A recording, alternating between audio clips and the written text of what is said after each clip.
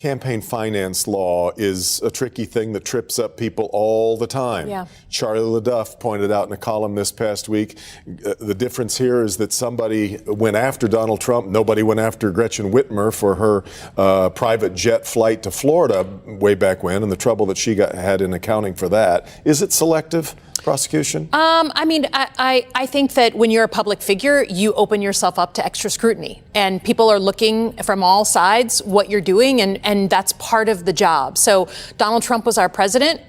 People are going to look at what he did, and for me, that's just part and parcel of being a person in public. Live from downtown Detroit, it's No BS News Hour with my main man, Charlie LeDuff.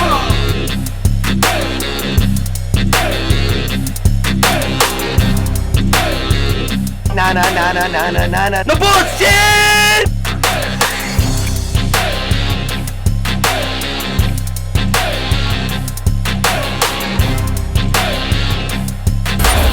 It's just a breaking news. No more bullshit. No more bullshit. All right, Charlie is not here, but I am, and Mark is here, and comedian Detroit Red is here. But Mark, before we move on, first, Charlie's in New York City. He's hanging out with his other best friend, Chris Como. I feel like he's cheating on us. Two-timer. Yeah. Oh, wait a minute. Tucker Carlson's going to be awfully disappointed. He's hanging out, but that invite you to check it out tonight, News Nation, 8 p.m. Eastern Standard Time. You can check out his interview with Chris Como. So before we go into that, I want to talk about that cold open just a little bit, yeah. Mark. A little surprised that Alyssa Slotkin really didn't defend Gretchen Whitmer. I am utterly shocked she didn't just toe the party line and defend her. I don't know. I mean, she took a pause, right before she answered there, so that's knocking around in her head. But we all know she's running for a Senate seat, right? I know, but usually, it's always party loyalty to the end, and she did not defend her. She said, hey, you're in public office. She kind of justified the scrutiny that Charlie put her under in his Detroit News column last week. What I noticed was she did a very good job of saying the president, but not the governor. In her answer, she kind of answered without answering. Okay, but what she said though, it applied because Devin asked her. He said, "Well, what's good for the scrutiny of Donald Trump has to apply to Gretchen Whitmer." Well, and herself, right? Because she puts herself out there, and Charlie nailed her. That's right. Where she was living, and Devin didn't mention that. Yeah, a little convenient, but that's all right. Whatever. Right. Well, we've got a great show for you today.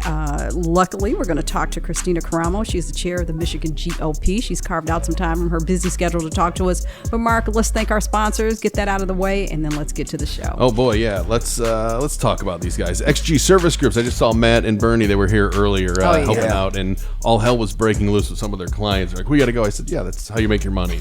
So they are very responsive. XG Service Groups. They do voice over internet, phone services, security cameras, hidden cameras, access control, Wi-Fi, all that stuff that you don't know how to do but you need for your business. XG Services. Call Matt Yaskovich, 734-245-4100. I'll get him to reset the time on my VCR. Still blinking 12. That was weak. Try again. Oh boy. Try again, Ren. Baba boom. All right, go ahead. ADR experienced. ADR is experienced. They've overseen more than $250 million in private and public construction projects since 2001. We've talked about them a lot as well. Experience, competent, honest, ethical, smart. Call Barry Ellentuck 248-318-9424 for a consultation for any of your construction needs. Get the job done right, on time, on budget. ADR Consultants, 248-318-9424. And of course, we cannot forget these guys.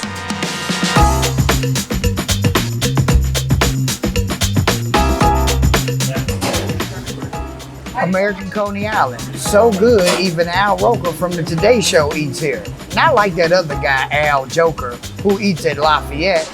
So make sure you're a roker and not a joker. American Coney Island.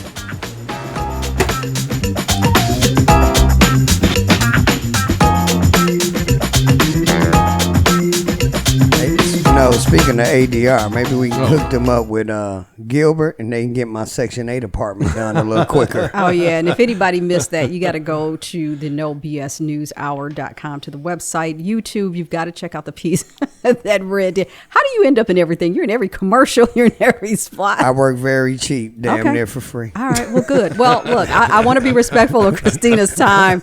She's chair of the Michigan GOP. Christina, I also want to thank you again publicly for making yourself available. I was able to do a column on Christina a couple weeks ago for the Detroit News, and I thank you sincerely for that. But let's start with the clip that you saw of Alyssa Slocum, and she said, hey, persecution is not subjective, and she didn't really defend Governor Whitmer in terms of public scrutiny. As we see Donald Trump headed to New York, expected to turn himself in tomorrow. Let's talk about that a little bit. Her audio. You are a public figure. Public scrutiny is just part and parcel of what happens. Alyssa Slocum has some questionable situations herself, where it appears that she has a residential address where she doesn't actually live to help her run in a particular congressional seat. And that's one of the problems that we have. However, it does seem to be very selective and one-sided, because whether it's Gretchen Whitmer with that situation, or whether it was Gretchen Whitmer where her collecting illegally millions of dollars under this bogus SOS rule where you can collect more money beyond the campaign contribution limit as long as you're under recall. I mean, the list goes on of double standard, and that's kind of been the problem for many people. It seems to be only one side of the aisle is being held accountable when they're being accused of potential illegal activity. And I mean, you can go a list of things, whether it's the nursing homes with Gretchen Whitmer, it just seems like she gets away with it. And that's the kind of a lack of accountability in our government that people like myself have a problem with. Well, Donald Trump is headed to New York, expected to turn himself in. That is at the top of every news feed right now. What's your take on what's happening with him? Well, I mean, I'm not, I know my answer is always going to be filtered through the lens of the fact that I'm the GOP chair, but just speaking objectively as a citizen, it's purely political, because the thing about it is there's no substantial evidence to this guy's claims that are being made. Additionally, you wait 6 years later while the guy's running for re-election to now suddenly dig back and say, oh, well, he potentially may have paid someone off. That, from my understanding, is actually the alleged issue is a misdemeanor, but being potentially moved to a felony status when this DA is received over $1 million from George Soros. So when you put all those puzzle pieces together, it comes across as purely political, and it's a flimsy case. So it comes across like a political stunt. And, that to me, it doesn't rise to what he is, Biggs is charging him with, and Braggs, is charging him with. And it's purely political. I don't see any substantial merit in the claims being made. So it's not a smoking gun case. So do you think this is an attempt to somehow, I would say on one hand undermine, but I'd say on the other hand almost elevate his opportunity in his campaign? Because I can't help he wins. Yeah, I can't help but think that if he runs, he's going to win. Well, yeah, it does give him. It does give him it does help in the sense of that there's a sense across America that there is a massively corrupt government, and it's a deep state that picks and chooses winners and losers, irrespective of what we the people really want. That information is filtered to us based on what these operatives have in store for us in the future. And this just plays right into people's feeling that those who seek to tell the truth get unnecessarily persecuted in the public eye. So it definitely feeds into that, and it will be a benefit to him, because if you look at the direction the country is going in with Joe Biden, people are not happy. And speaking of the two-tier system, I mean, look at Joe Biden and his family's ties to the Chinese Communist Party. I believe he is a highly compromised president, highly compromised. And when you look at what's going on with Goshen and all these other factors, it seems to be that, keeping President Trump out of office is necessary to protect some other crimes that other individuals may be involved in, including Joe Biden. I'm not nuts about what Alvin Bragg's doing right now, but I feel like some of the stuff might feel a little conspiratorial to some people. I feel like there's a little bit of a boogeyman syndrome on both sides, be it Soros, be it the Koch brothers, be it whomever. My question regarding this indictment and unsealing it, would you change your tune if they, when they unveil it on Tuesday, we don't know what's in it. And say what you want about Bragg, he's done a really good job keeping that quiet. I mean, what would you feel if more things come out, or how would you approach that? If you have something without a shadow of a doubt that a crime has been committed, then we'll assess that as that evidence is presented to us. But the problem is, coming out of New York, they have a history of being very targeting Donald Trump. I mean, you had the AG of New York run that I'm going to go after Trump. That was part of one of her campaign pledges. Now, I know that this is a different individual, but that's the problem, is that when you have individuals who are campaigning, or you have an individual such as Bragg, who's connected to a highly partisan individual who has an agenda to throw one man in jail, it just doesn't pass the muster of blind justice. And that's the problem. So we'll discuss that when the evidence is unsealed to us that he claims that he has.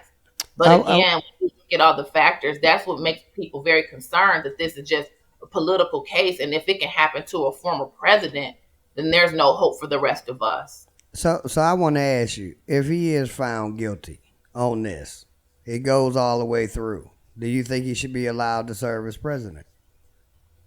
Well, again, it goes back to what evidence did they have. That's always my thing. Because, I mean, there's things said, myself being in the public eye and someone being involved in politics, I mean, there's tons of claims that are made about individuals in the public eye that are totally false. I mean, I had false accusations made about me by my ex-husband in court.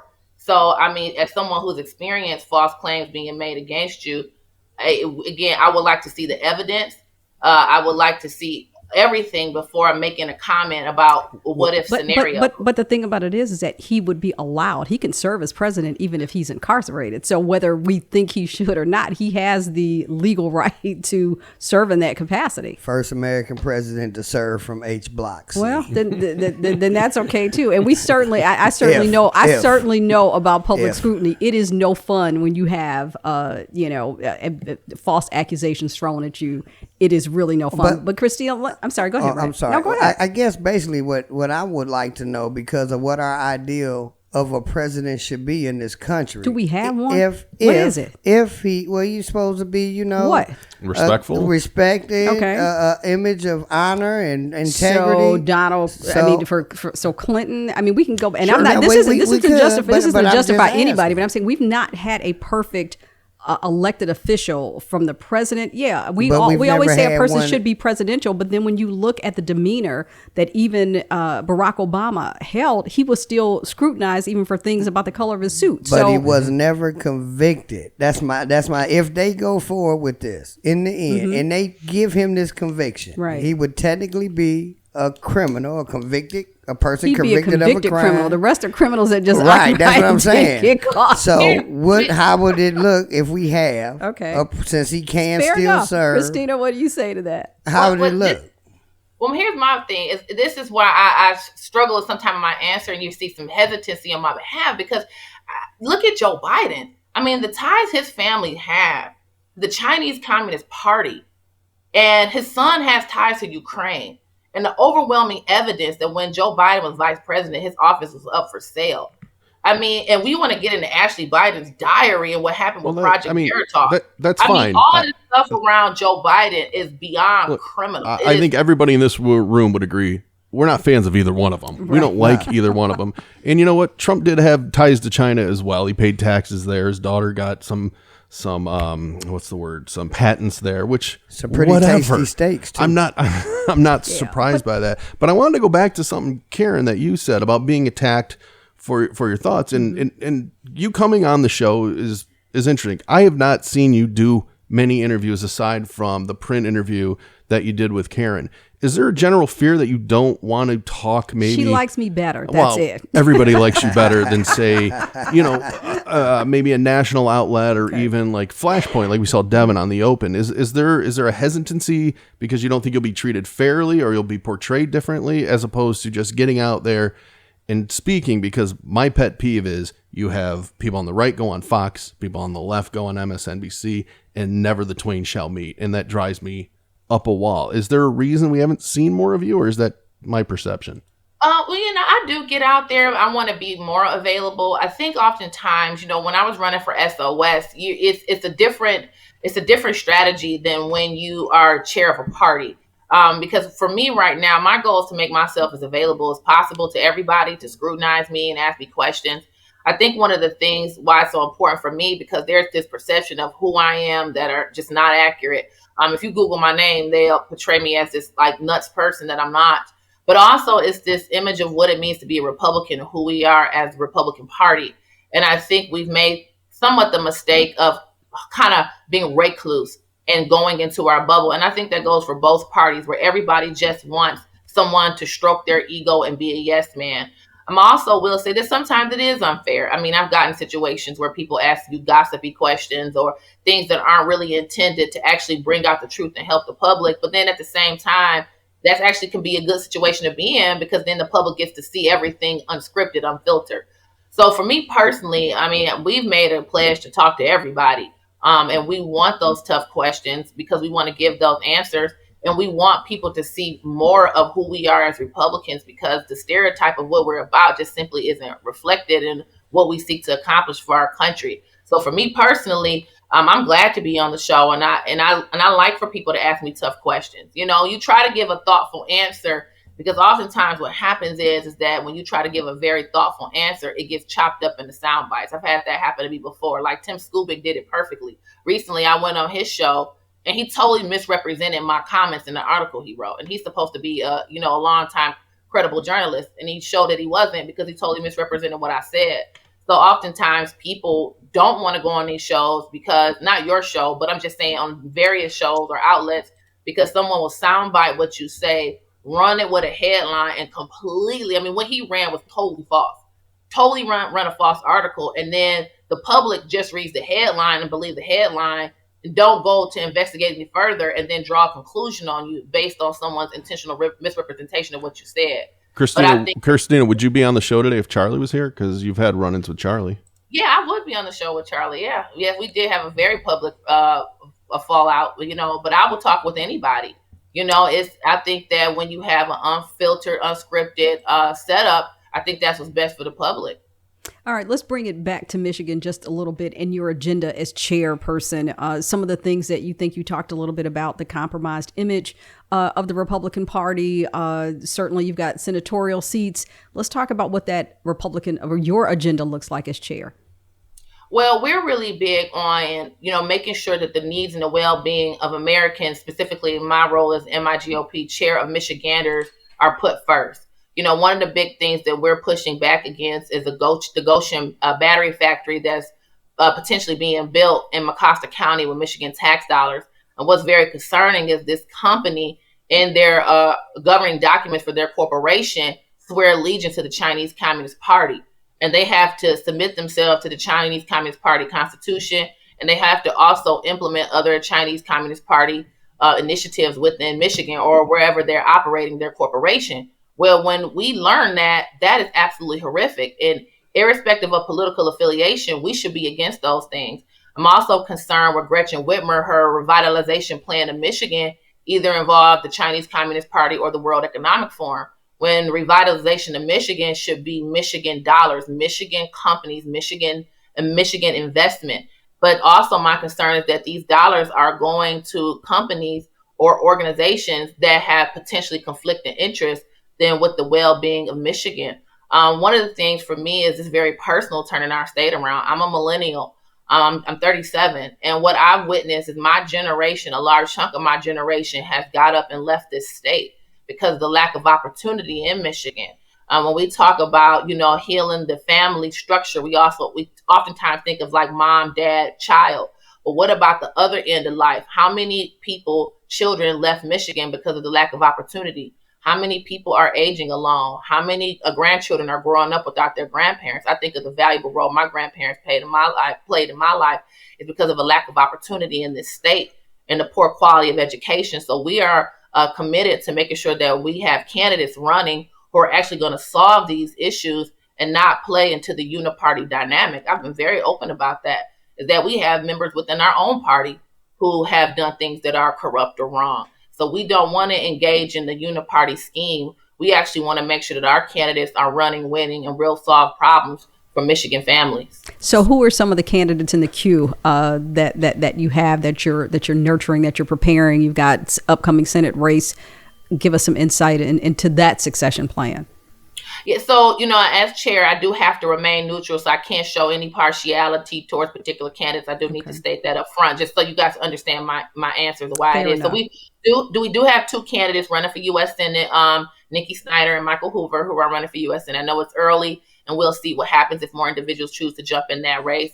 A priority for us is making sure we secure that seat, because this is the first time the seat has been open in well over 20 years, since Spence Abraham was last time that seat was open. Additionally, taking back the Michigan House is a top priority for us. So those are our two big priorities, and making sure that our incumbents win re-election. That's very important for us. And then making sure that those vulnerable seats that we're able to flip. And we believe that with our message and with our strategy, we'll be able to flip those seats, because again, our focus is protecting Michigan.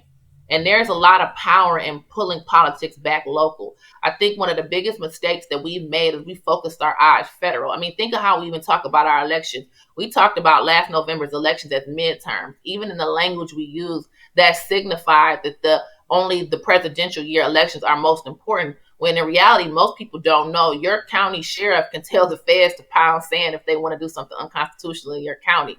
So those local elections are so critical. And so we want to bring the focus back local. That way people value every election, from school board all the way up to president. No election is irrelevant. And we want to also educate the public more of how government impacts our everyday lives. I think that's one of the biggest mistakes we as Americans have made, is not valuing those local seats.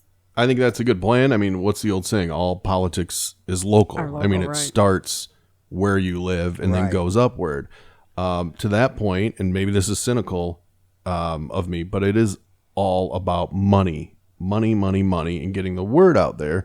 And the things we hear is that because you are now the chairperson of the MIGOP, the money isn't coming in, or people are staying away. What's the spin on that, and how do you get the money back in? Yeah, and I think that is a very fair question. I'm glad you asked it, because that's the way it's been set up. It's like now Karamo is chair, everybody's walked away. It's like, well, actually, these people walked away before I became chair. So what are you going to do to bring them back? Yeah, how do you get them back? Yeah. So the way you bring people back is through a competent party. I think I heard a quote, somebody said that Republicans have made the mistake in the past that a lot of times the Republican donors have walked away because the party has operated from a point of access instead of a point of winning. I just think strategically we haven't done things that are very beneficial to winning elections. I mean, I haven't seen any real strategy in the past. It's been just, raise money, knock doors, and win an election. It's like, wait a minute. There's way more involved to winning elections. There's way more community building. There's way more important messaging. There's way more listening that needs to be involved in winning. So staying a party that actually represents our interests. If you notice that people discuss oftentimes like a fracture within the Republican Party, is because you have a lot of people in office and who run the party who despise the activists and the local Republicans and don't honor our wishes. So my election is not so much about me, is that people wanted a chair who actually is going to honor their wishes and advocate for our party platform unapologetically, and also push into spaces that are not traditionally Republican. Our party has operated from a protectionist lens instead of a growth lens. And that's been a massive party that the base is furious about. Because we got to grow our party and spread our message. And so those are some things that are going to bring funds in. So we're not concerned about the lacking of funds simply because a lot of people have never given to the party because they don't trust it. And what we're seeing is for the first time, people saying, I actually am going to give to the Michigan Republican Party because I actually believe in the direction it's going in. And so that's, I think, has been the schism. You notice the difference with the Democrats is you don't see a schism because they follow what the base wants. Whereas with the Republican Party, there's this separation where the base gets despised. Well, with our leadership, that's not going to happen anymore. So people are going to want to give to the party because they're going to see positive advancements. Well, Christina, two more things that I want to ask. Certainly, as the first Black woman to head the Michigan GOP, I mean, there is both a burden, a responsibility, as well as an opportunity for you. And we talked a little bit about that in the column. But what is the core for you in terms of, because people tend to traditionally, and in my opinion, sometimes incorrectly, think that all Black people vote Democrat and all white people vote Republican, when certainly that's not necessarily true. But what will you do to change that perception? Yeah, one of the things we did is, like, during the SOS race, we spent a lot of time in Detroit and really Flint. One of the things we want to show people is that we're policy first, and we actually have solutions that solve the problems that impact your everyday life. I think there has been a sentiment within the party in the past that going to places like Detroit, like Flint, like Saginaw, Benton Harbor is a waste of time because these people are always going to vote Democratic. And my philosophy is that no citizen is a waste of time. No person is not important to talk to. So my philosophy is that we want to go and talk to people and hear their concerns and discuss how we offer solutions to their problems.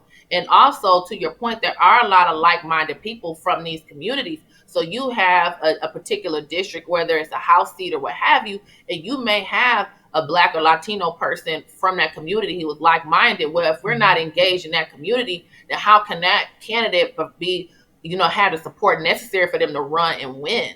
So being involved in every community across this state means also not taking rural communities for granted. Because one of the things I've noticed is that oftentimes the Republican Party, rural communities are taken for granted from the Republican Party, just like Black communities oftentimes are taken for granted from the Democrat Party.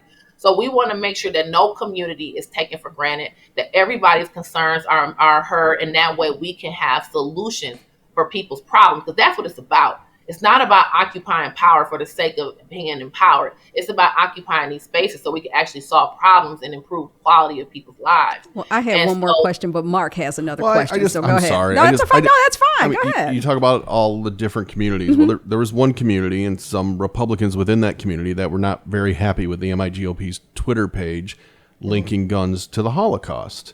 And the tweet is still up there. I viewed it, honestly, I thought it was a troll, and I thought the Michigan Democrats played into that troll.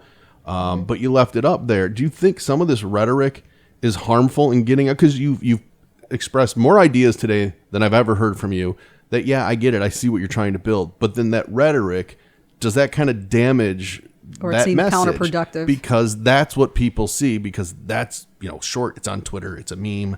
How do you tone down that rhetoric, and do you even want to tone it down? Yeah, I think that's a fair question. Let me ask you, why do you see it as a troll? Why did I see it as a troll?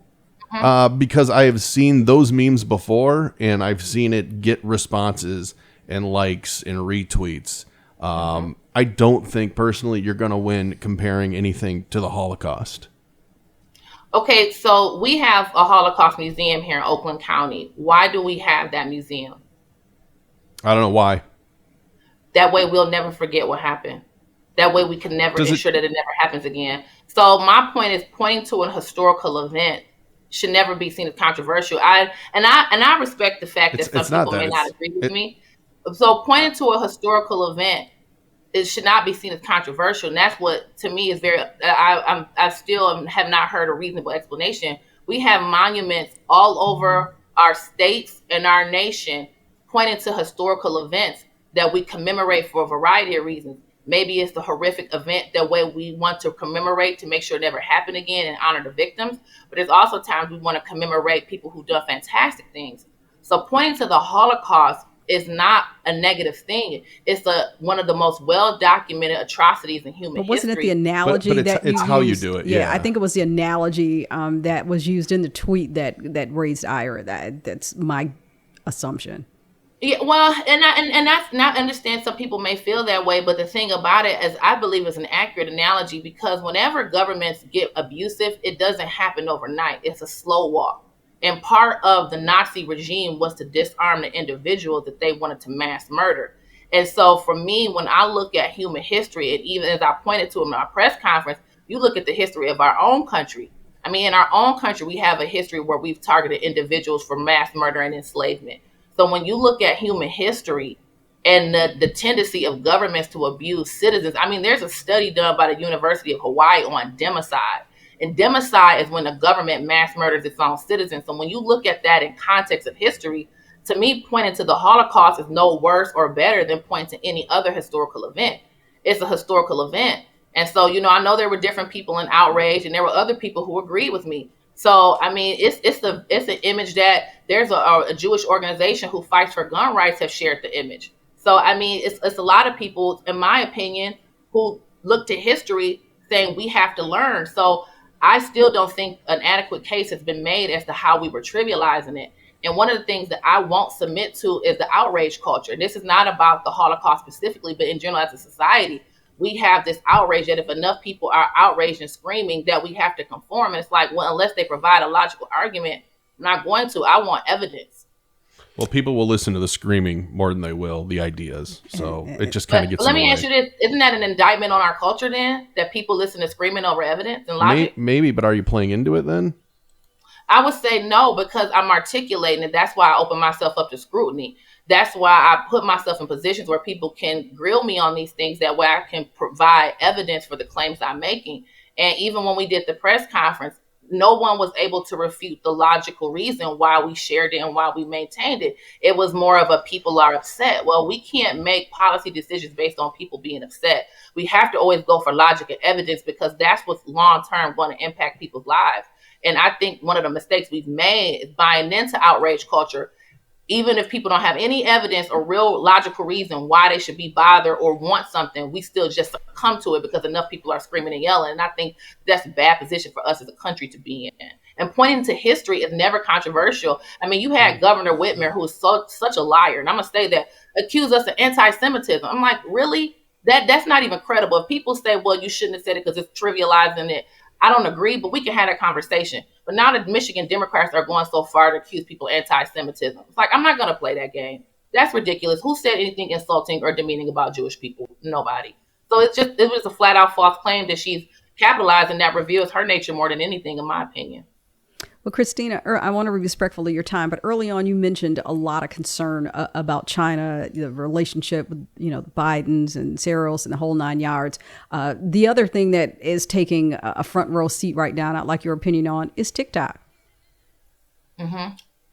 I don't like TikTok, but you know what? One of the things I want to do is scrutinize this bill that's supposedly going to ban TikTok, because one of the things that I've noticed in government, and this is broad spectrum, is that oftentimes a bill is marketed to us, but there's a bunch of pork and other things packed into that bill that can be highly problematic. So we don't want a situation where we're being told, the government just wants to ban TikTok, but baked into that bill could suppress other First Amendment rights and other access to information that could be an infringement, not just our constitutional rights, but for us to operate as a free society. Because one of the things that's necessary for us to operate freely is the access of information. And there has been a suppression of information. We saw with Twitter. It's like that everywhere. And the very thing that I hear coming out in the hearings, all these other platforms, and whether you're in the airport, I mean, all these other processes are doing the very same thing that they're accusing this one platform, because it has a Chinese relationship or alliance. It's all the same thing. So it would, again, we go back to how we started the conversation. It can't be subjective scrutiny. Yeah, I agree with you, and that goes back to your point, Karen. I think it should be, in my opinion. At first, when I first read it, I'm like, absolutely, just my visceral response, absolutely, ban TikTok. Chinese Communist Party, they're a problem, they're an enemy to our country. But then, to your point, Karen, as I began to scrutinize and look through things a little more carefully, I'm kind of going, I don't know if this is something the government should do. I think this should be consumer savviness, that we no longer use TikTok, because this opens the door for the banning of other applications and other information accessing. And like you said, other apps are really doing the same thing. So I'm comfortable with that. Well, Christina, I want to thank you for making time today. I want to invite you back when Charlie is here, and we're going to hold hands and we're going to have a different conversation. But I do appreciate your access and your willingness to try to offer feedback and accountability for who you are, the decisions you've made. I applaud. I appreciate you. I took a lot of hits for that piece. They were all over me, but I'm good with it. I applaud and appreciate who you are, whether I agree with everything or not. So thank you so much for taking time to be with us today. And we look forward to you joining us in the studio one day. Yes, thank you so much, guys. God bless. All right. Thanks, Christina. Yeah, so I appreciate that, Mark. I mean, as always, we always talk about the people that will not come on the show, whether Charlie's here or not. People are selective about where they will go and what they will talk about. I mean, and she thanked you for asking her the difficult questions. Well, people don't want to listen anymore. Everybody wants to talk, right? know. And there's so many ways to talk, and I'll listen to her, and I disagree with a lot of the stuff. And that's okay. And sure, Yeah. That's what makes us the middle. Yeah. Everyone's not me.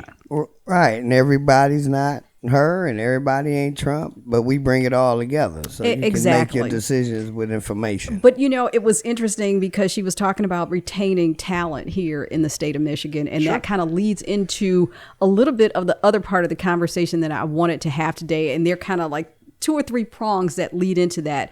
There were some tweets, and people were saying, I've lived in Detroit all my life, and I've never seen so many white people walking down 7 Mile, and, they're walking their dogs at night. And I hear people say this all the time. And so I responded to one of the tweets. Here we go. Oh, boy. And that's Every time Karen responds, it's a problem on Twitter. It's always not really, but it was a little issue. And I said, well, you've got MD as mayor.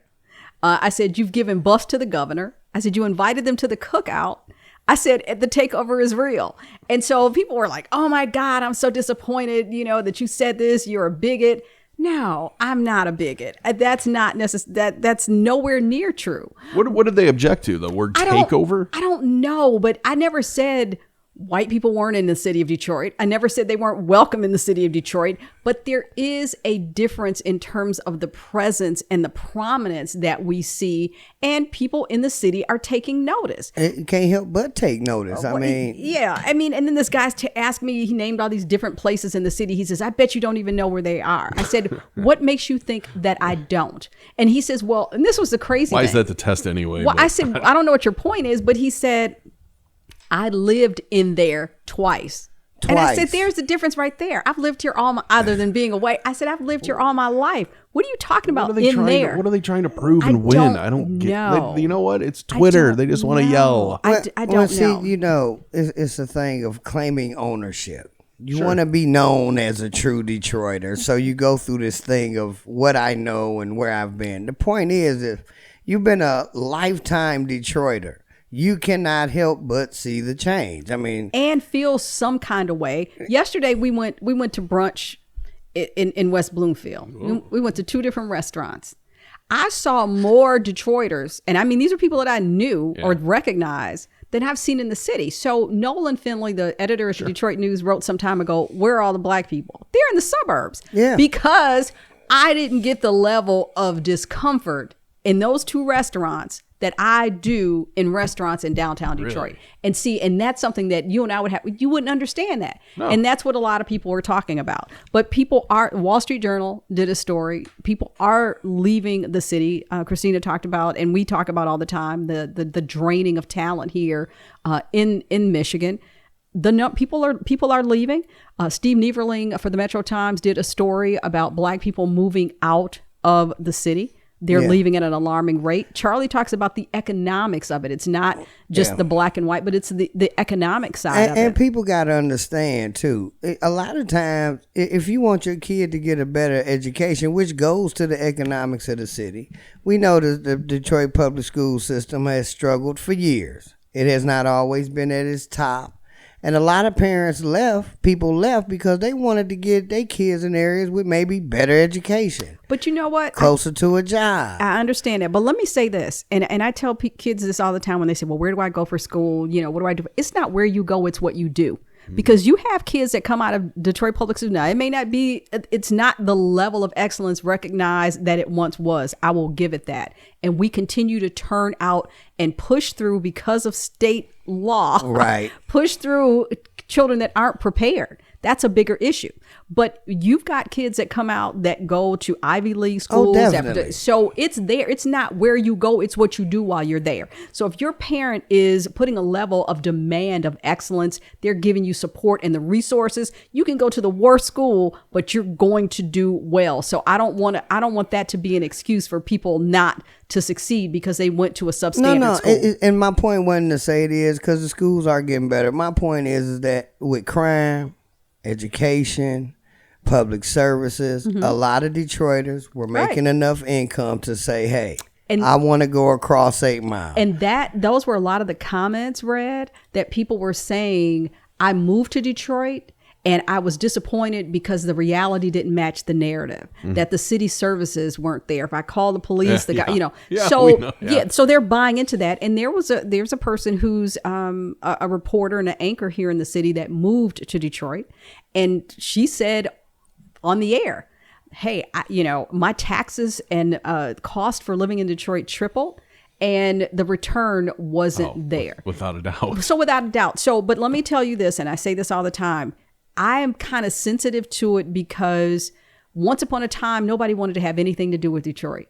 They would come, quote unquote, down to the city. They'd come to a game. They'd trash it. And it was, I'm scared and the whole 9 yards. And now it's like, it's the cool thing to do. Well, let me ask you this as a fat white straight man from the suburbs. I don't need to know all that, Mark.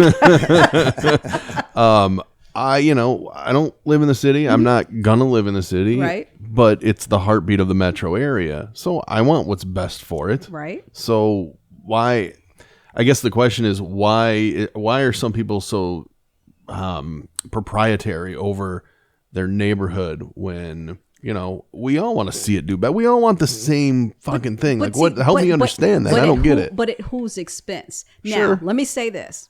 And this is honest, and I know it's going to be, this is, but there were always white people here. That's nothing new. Where? I mean, there were, but we all got along. They did not come into the city trying to change what made Detroit, Detroit. You've got people that moved into an area close to Shane Park, and then they worked to have a noise ordinance. You move next to an amphitheater. Like, don't come here and try to make this what you left. Come here and enjoy Detroit for what it is and for who it is. I went to the store, the Indian Village Market, and the cleaners. Every person I saw spoke to me except the white guy who was getting in his car from the store, and he's looking around. If you're afraid and you don't, Detroiters are friendly. Yeah. We speak, we look, we talk, we whatever. If you don't want to be here, or if the people already here make you uncomfortable, don't come here. Well, I would like to say this too, because I work downtown. I pimp hot dogs on the weekend. Pimp hot dogs? Yeah, that's how I make myself feel better about it. All right. Pimping wieners. Pimping wieners. That's your expertise. I'm not saying I can definitely say, you see the change. And I don't want it to be a misconstrued message here that black folks don't want white folks in Detroit. I don't care who comes to Detroit. Come. All we saying is don't be surprised that Detroit has been here all their life. Take notice. We know what's here. We know what's here. We see the changes. And let's still say this. I'm going to say it. I see where a lot of what's being put down here to attract these folks. Neighborhoods are still getting neglected on a daily basis. Yeah. So there's no money to be made in neighborhoods. There's no money to be made. So you, as a neighborhood person, you get this feeling like, hey, you're doing all this to bring new faces, new folks, and I'm still sitting over here hanging on, surviving, representing what a true Detroiter is. But I understand, and let me say this. I think that actually, Wallet Hub said that Detroit is one of the unhappiest. What are we, like 52 or 54 out of 56? We are dead last, right? In terms of being unhappy. And my column tomorrow is about why we're unhappy, because so many residents for so long have just been disregarded and overlooked and disrespected. I mean, listen. Now, I understand that you cannot rebuild or sustain a city on public housing or, I get that. It takes money, it takes investment. But I also think that it requires engagement on the part of the residents and investment into the residents. It has to be a collective effort. Working sewer lines, working power. You think? I'm just saying, if you want to really do something to make everybody happy, make the city work first. Well, and and we'll talk a little because there are a couple new positions that have come out in the city. Charlie and I talked about, and it's like, okay, how does that fit? What are these? What is this for? Can you give me one example? Are these like bullshit titles? Yeah, for something that should be obvious. But and where's that money coming from? Sustainable green something, right? For something like that. But I want to say two things. One, the guy that called me a bigot on Twitter, I said, well, my dad would disagree. And he quoted the tweet and he says, oh, your dad would be okay with this tweet. And I said, actually, he would. I said, but if he didn't understand, he'd ask. I said, and if after asking he didn't agree, he would still respect the difference of opinion. And and therein lies where we have to go. We're not all alike. No, I know we were supposed to talk about the LSU and the Iowa, and the difference between the two star players, the perception. That's where we are as a community and as a country, and it's unfortunate, but we are different, and we have to stop being angry and upset because someone is not like us. Right. I always try to tell somebody alarm going off. I always like to try to tell my kids, look, everyone's not you. Yeah. Different doesn't equal bad. And that's okay. Change doesn't equal bad. Things change because they need to. Things are different so you can learn from them. And I guess when we get older, I think it's normal biology just to be stuck in your way with your group, but it doesn't mean you have to fucking fight about it. But I think that's why everybody's so angry. It's like, okay, everybody in this room and on this show is different. We live different. That's what I love about it. We look different. Yeah. We don't even always agree, but we bring all those perspectives Especially after a together cup of on the bourbons. pretense of enhancing how we live for everybody. Especially when Red tells a joke that bombs. That was like a great joke earlier. no, it I'm not going to tell it on it air, was but not. it was a great joke, Karen. It was not, but I'm going to close on this note because everybody talks about Detroiter. Oh, I'm a Detroiter. Where do you live? I live in Farmington. Let me clarify everybody one last time. If you were born here, you're a native Detroiter. If you live here, you are a Detroiter. If you used to live here, you are a former Detroiter. Everybody else is just a fan. Hey, can I add to that? Oh, No, boy, you no, can't. no. Just wait. right quick. Why are you ruining such a great That was ending, a great Red? ending, Red. Yeah. Come on, don't you know timing? Come on, man. Let's see if he ruins it. Okay, Go ahead. What is it, Red. Red? If you're from the west or the east of Detroit, stop fighting like you're from different cities. You all are from Detroit. No, that's a real thing. No. Red- See, he bombed again. Karen, you said it way better. See you Thursday.